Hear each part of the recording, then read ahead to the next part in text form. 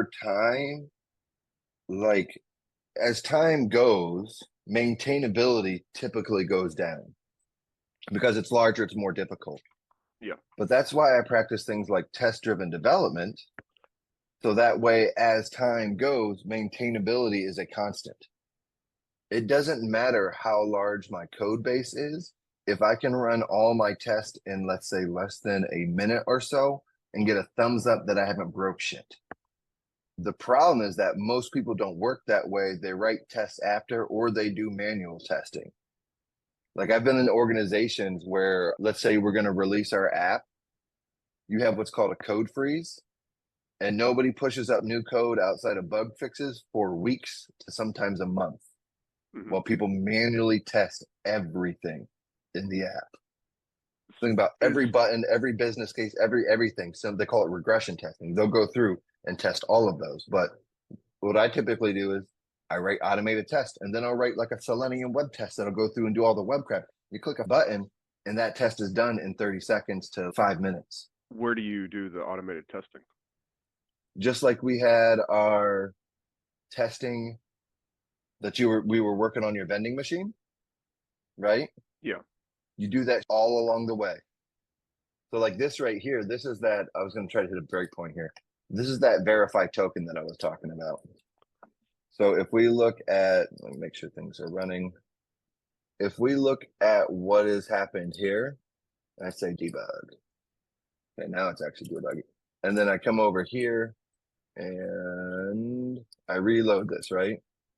You can see it is, by hitting this endpoint, it is coming in here because this depends verify token. It's doing something called dependency injection, and we might get to that at some point, but it's inserting that thing into the code for me.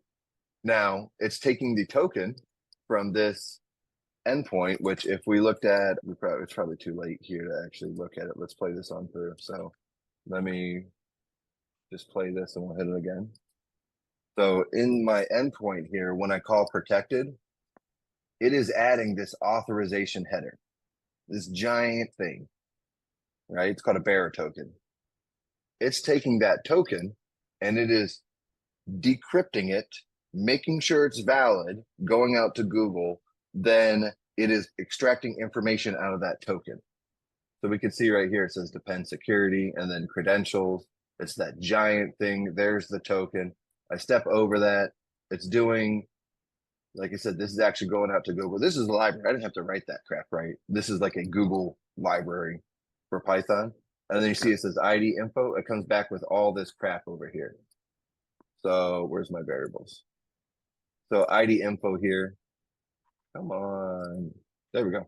It's got an IIS, which is an issuer, saying, hey, this thing came from Google. It's got some other information. Here's the domain. So like I logged in with my RDM AI email. It's got my email itself verified, my name. It has a picture. We could actually, so at some point I'm going to add a little tiny, it had quotes on it. Add a little tiny headshot of like the profile person. It's got my picture, given name, family name, and all that stuff. And it goes through and checks that. But as far as testing is concerned though, like how do I make sure I don't break that crap regularly? If I come back over to my code, I have a verify token test. And they go through and it tests this, that's that when I call these various things, that it does not break. So I can run my test screen, run my tested screen. And these are things where it's doing mocking. So it's not actually hitting the service. It's making sure that the things return from it. If I wanted to do like a true like end-to-end test, I would set up something like Selenium or Playwright, and we could do some testing with that. It's pretty similar to the testing I've been doing in Java. Is the testing I was doing in Java considered automated testing? Yes. Okay, exactly. So what is manual testing when you do it like with Excel? Like what is manual testing? Here, manual testing is boom. We're manually clicking on the things for this, but it's literally going through it, like manually clicking everything. Okay. So if we went real quick, I wonder if we might be able to set up something cool here in a minute. Let's try this. So if we came over here and we said, let's clear this out, clear the new chat. And I said, I want to create a new directory in my project to handle end testing using Playwright. Can you help me out by telling me what to install and how to get it started?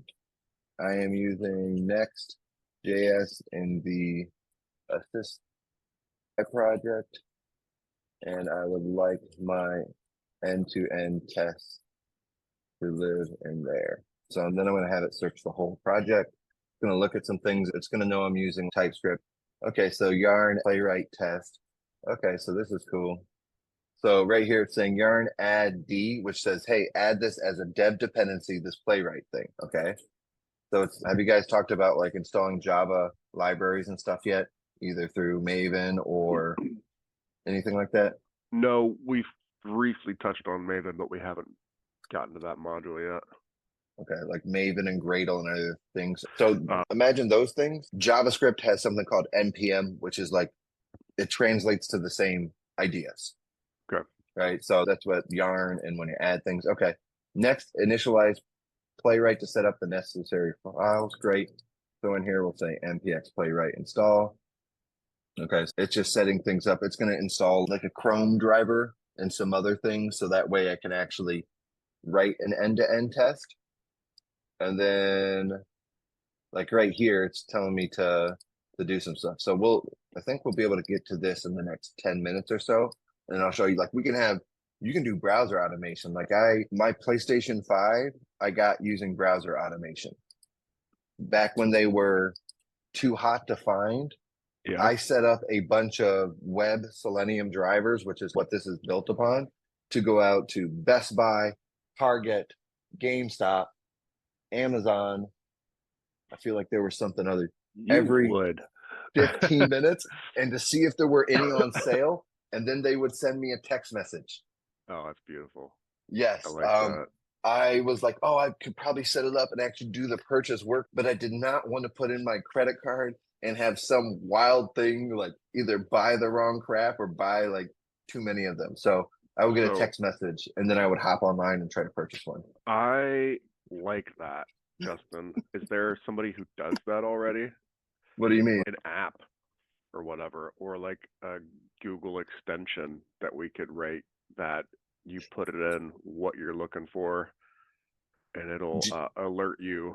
Jason wanted to do some stuff like that before, like with drop shipping and other things that are popular, right? Create some kind of app that would look for like highly popular products, purchase them, and then you could like, or either put them on sale and then like basically either Nike shoes, pick your favorite thing that you're interested in, guitars maybe, and then it would purchase them, and then you would have something else, another storefront that you could sell them. Because like when I got my PlayStation 5, it was like $500 some. People were selling them for $3,000 to $5,000 at the time. Wow. Yeah. And then I remember telling people, are you going to sell it? I'm like, no, I made this bot so I could play PlayStation 5 before anybody else. Like, goddamn. And buy like, it exactly. Yeah. So it's saying create this playwright configuration. I don't know what this file should be called. So I'm going to ask right here. Oh, let's hit play. What we can do? No, I don't want to apply to the current file. What is this file be called? But yeah, we can get in that. Python's really great for setting stuff up like that too. So at Artium for a while, I helped one of they call them like the business development people. I wrote in a LinkedIn end-to-end. Instead of using it for testing, it would go into your contacts and it could automatically send messages based upon like an Excel spreadsheet. So like a Google Doc, it would read from a Google Doc a bunch of people, and then it would bring up the message, put some stuff in there that you could see with a little bit like, hey, such and such, we're having an RDM event at this day and time. And then the person could change it and they'd hit send, and then it would read the next one from the thing, go up to their send, and basically automate the outreach process. That's cool. The configuration for Playwright is in the standard naming configuration files. I don't know if this needs to be in the assist.UI directory or the E2E directory. Like one of the things I've been trying to do lately using these things is not try to use Google. I want to use my AI tools when I look at things. So right here, it told me this file needs to be like right here. And that's what I thought, but I wasn't sure. So we're going to call it playwright config, and then we'll take everything here. And we'll just paste it. And what it's doing here is saying, hey, use this test directory. Here's a timeout. So it's saying timeout 30 seconds, 30 times 1,000. If I'm waiting for something on the screen, 5 seconds. Oh yeah, I can do it in parallel. Or I don't know what forbid only, retry. So there's some stuff saying, hey, if I'm on CI, do some stuff. And it's got an HTML reporter. And here's my base URL is localhost 3000. So it knows that. So it's going to go to like localhost 3000. And if it's Chrome, use desktop Chrome. If it's Firefox, use desktop. Okay. So that's some fun stuff there. And then what else do we need? I noticed you don't have Explorer on there. Yeah, I'm on a Mac.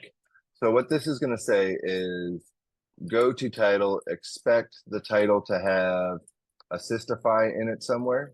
Let's say it should say welcome to Assistify.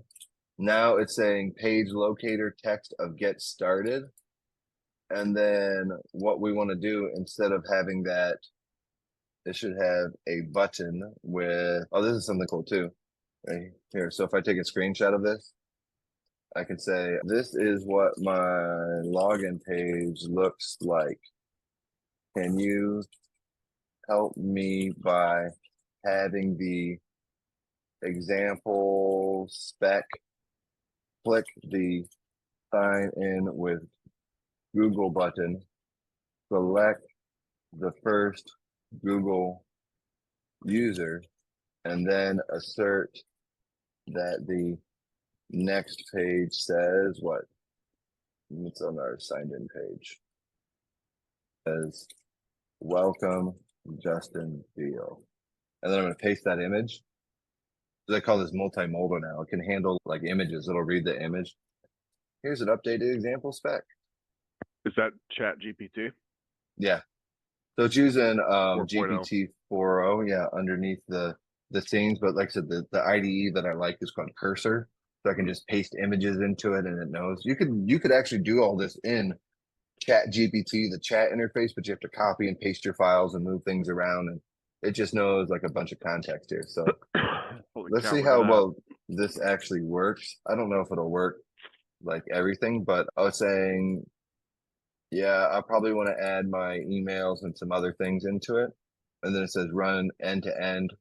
One thing we skipped over real quick was it said add this into your scripts, which this is how you like, you know how like in IntelliJ, you're just hitting the little play button to run a script.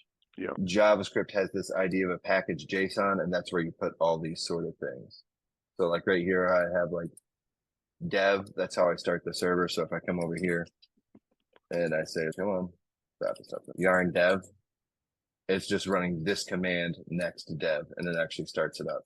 So what this was saying though, is we just need to add another one called test end to end.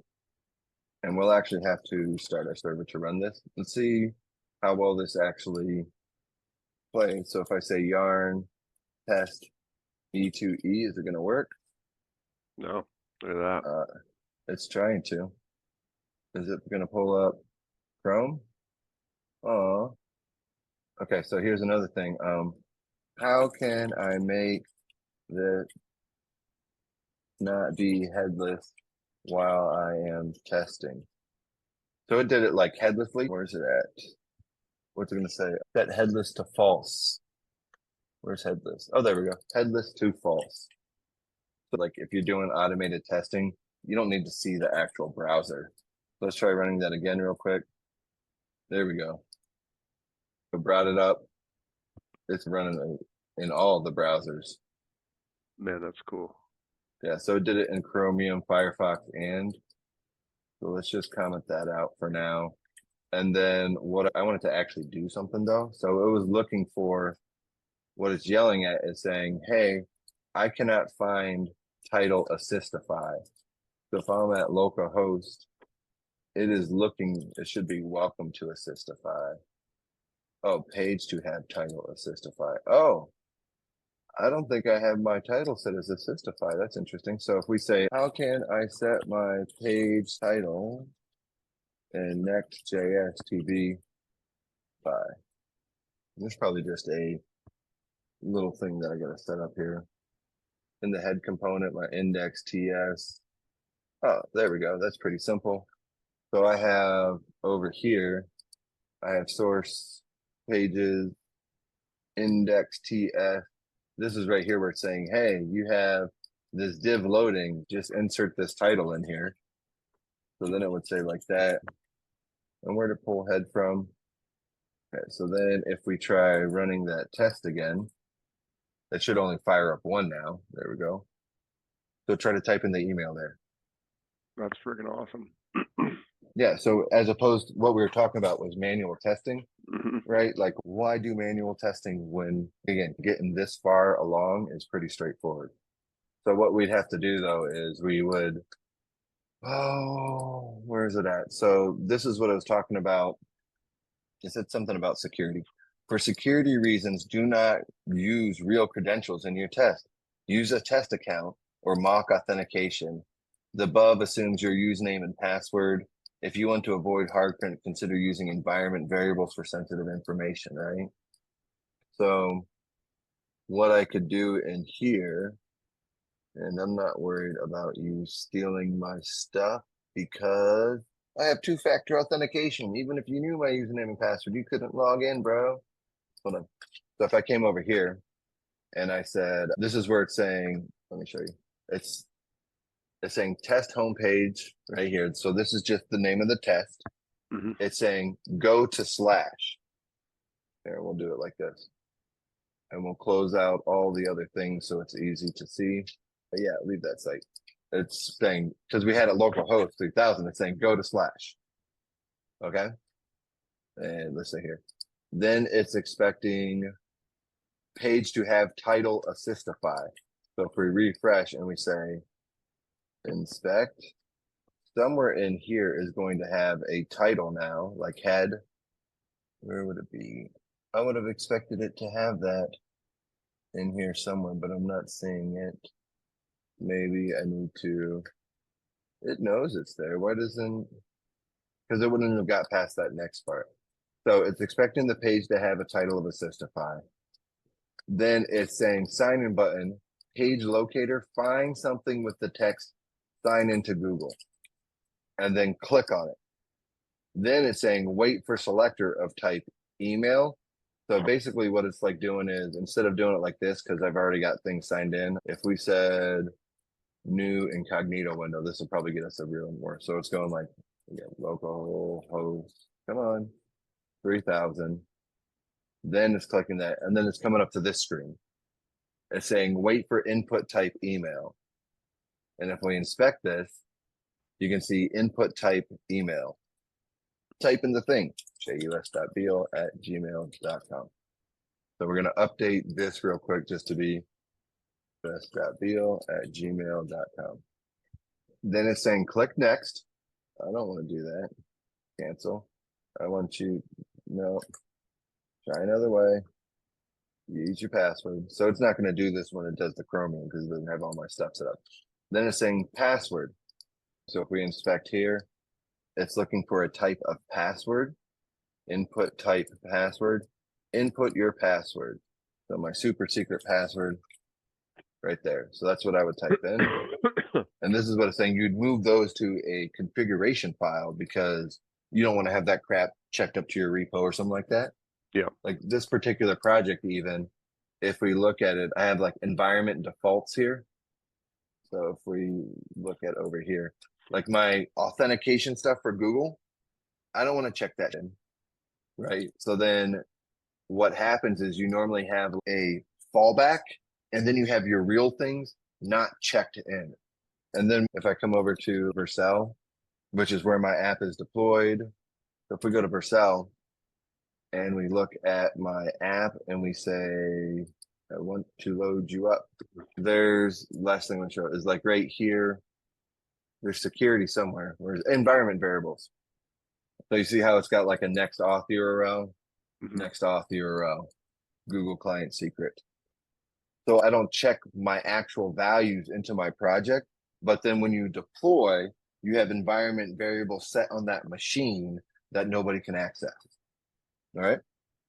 Yeah, let's hit play one more time just to see how far I got with that, what we're doing with that spec here. And then we can call it a time. So if we say yarn end to end, I typed in my Gmail and my password. Let's see what it does. Clicks in just.beal.